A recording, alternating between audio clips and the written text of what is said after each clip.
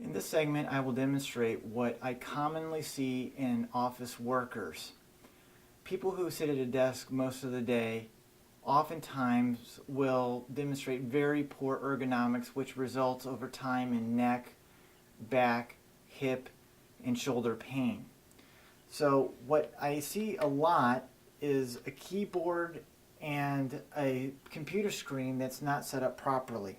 So oftentimes people will have a keyboard which is too close to the screen, their arms are elevated and unsupported, and they're attempting to type and do their work in this head forward position, hunched over.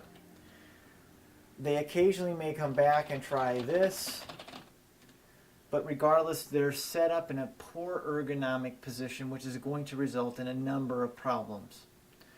So the first thing that should be made aware of to any individual is to raise the screen so that they don't have to look down or up, that they can look directly at the screen.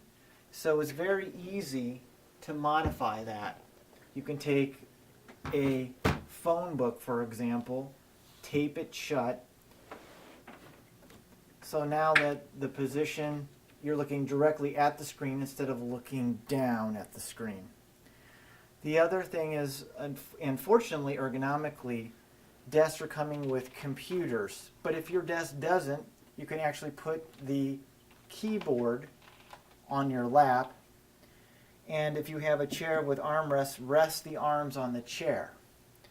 That way it'll allow you to sit back. You can now look at the screen. If you need to, bring the computer screen closer to you. Ideally, instead of off to your side, you should look directly at your screen. Okay. So now, if my legs are too low, I may want to elevate just slightly my seat. So now I feel like, okay, I can see the screen comfortably looking straight ahead. I can rest my elbows comfortably. My feet are comfortably on the floor, and now I can use my keyboard. I can even drop my hands into my lap and use my keyboard. Okay? Now, in using the mouse, you would want to get closer to the screen so the mouse can be placed on the stool so that it's comfortable. You're sitting comfortably in the chair, and now with very little stress and fatigue, you can perform your mouse work and your clicking.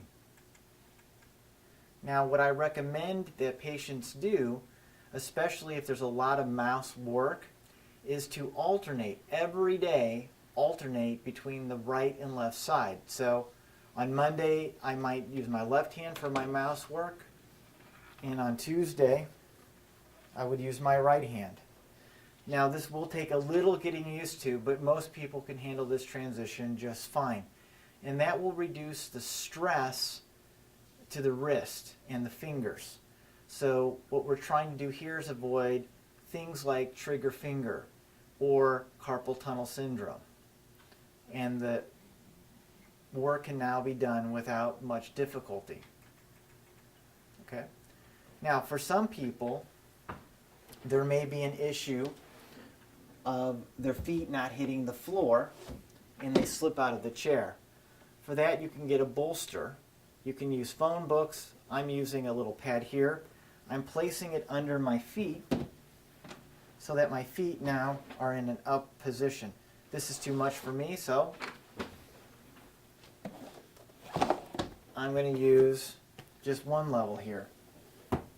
I want my feet to be able to comfortably touch the floor. And here I'm going to just make another minor adjustment. There. Now I have essentially a 90-90 position. My feet are comfortably touching the floor, and I can now do my keyboard work. If I don't have a keyboard deck, I can put it in my lap and do my work.